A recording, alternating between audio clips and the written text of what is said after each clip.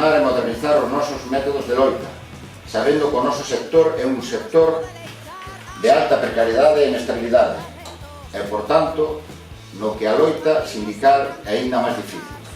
Temos que deseñar instrumentos de negociación colectiva útiles para os traballadores e as traballadoras, e que, ao mesmo tempo, representen os intereses do noso país, como os convenios galegos.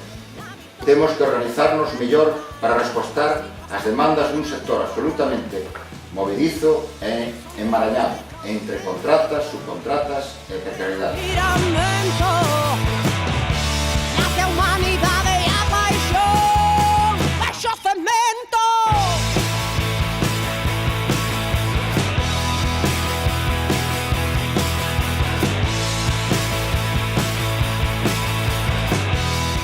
Temos que redobrar os esforzos para afiliar aos traballadores e as traballadoras á CIGA e así afortalar o proxecto sindical.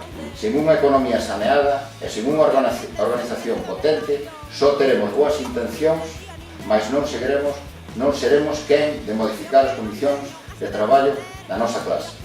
Temos que dar un pulo na incorporación da muller tanto ás estruturas de poder na nosa federación como ao noso sindicato.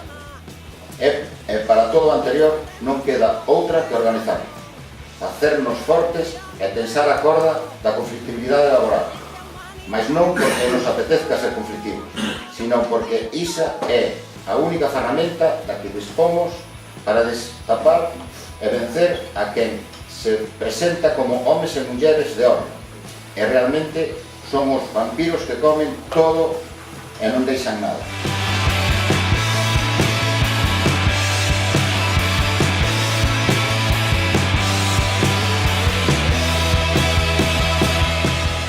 Remato agradecéndovos a todas e a todos, sobre todo aos que saen, transmitíndonos a idea do cambio social.